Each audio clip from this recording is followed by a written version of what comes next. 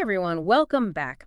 Today we're doing a deep dive on something that I think we can all relate to. When you're in a relationship and trying to balance that with having a fulfilling social life.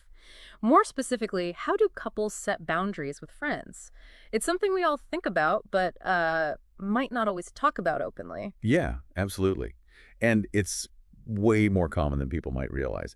Even in the strongest relationships, couples run into this all the time. So when we say boundaries, it's not about like controlling who your partner can be friends with, is it? Right, exactly. Think of it more like setting guidelines. These guidelines are really there to help both your relationship and your individual friendships do well without anyone feeling like stifled. And here's the interesting part. Studies actually show that couples with healthy boundaries in their friendships tend to be happier in their relationships overall. Wow, that's pretty fascinating. So it's not about limiting your life when you're in a relationship. It's actually about making the relationship stronger. Exactly. By setting those boundaries, it's like you're creating this space of security, this foundation of respect within the relationship. And what does that lead to? Well, more happiness and stability. It makes a lot of sense when you put it like that. Now, I'm sure every couple has its own, I don't know, quirks or challenges when it comes to navigating these boundaries. What are some of the most common sticking points that you see? Well, jealousy is a big one. I mean, it's completely natural, but if it's not addressed, it can create tension. Then there's the whole thing with like comfort levels around friends of the opposite sex. Mm. Oh, and we can't forget about differing opinions on how much time you should be spending with friends versus with your partner. It's like you're walking a tightrope sometimes, Right. right? And to make things even trickier, these are the conversations that people really avoid having. So, how can couples actually approach these conversations without it turning into a huge fight? Honestly, open and honest communication is key. And I don't just mean talking, I mean really listening, trying to see where your partner is coming from without immediately getting defensive.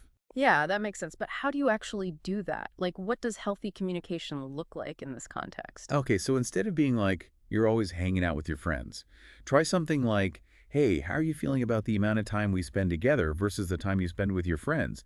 Do you see the difference? It's not an accusation, it's an invitation. You're inviting your partner to open up, share their feelings. That's a really good way to approach it. So, it's about understanding their feelings, not just defending your own actions. 100%. Wow. Once those feelings are out there, that's when you can really start to work together to find solutions. Solutions that feel fair and, respectful for both people. So, less about drawing a hard line in the sand, more about finding that compromise, that middle ground together. You got it. And here's the thing about relationships, they change. What works for you two now might need to be revisited down the road. Life is all about change, right? So your boundaries need to be able to adapt too. That makes so much sense. So, there was one key takeaway from all of this that we could give our listeners. What would it be? Honestly, I think it's two things. One, be flexible.